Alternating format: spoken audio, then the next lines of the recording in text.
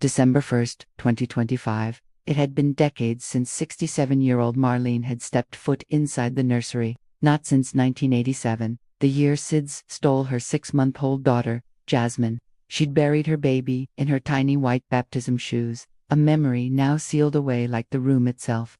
But tonight, sleep wouldn't come. At 3:12 a.m., she heard it, the same sound that had woken her the past few nights. Soft, dragging footsteps, shuffling down the hallway. Her heart hammered against her ribs. Holding her breath, Marlene crept to her bedroom door and slowly pulled it open. What she saw made the air freeze in her lungs. A pair of tiny white shoes, caked in mud, were walking by themselves. They were exactly Jasmine's size, moving with a clumsy, determined gait toward the locked nursery door.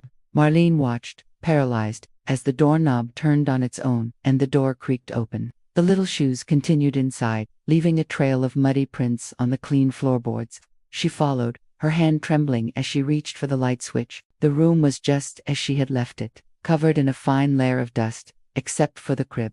The shoes stood perfectly still beside it, and there, on the dusty top rail of the crib, was a perfect little handprint, glowing with a soft, warm light.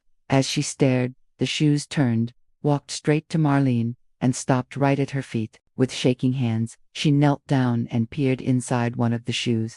Tucked inside was a single, fresh daisy, its petals impossibly white. Beside it lay a small, folded note. She carefully unfolded it. The message was written in shaky, childlike handwriting. "Mommy, I grew up in heaven. I just came to say I'm okay. Love, Jazzy, age 38. A sob escaped Marlene's throat as she clutched the daisy to her chest.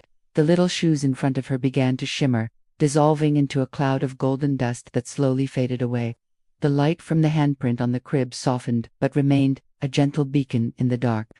The daisy stayed warm in her hand, a living thing that, for all the years that followed, never wilted. Some children, it seems, never stop coming home. Thanks for listening. If you enjoyed this story, please follow and subscribe for more tales.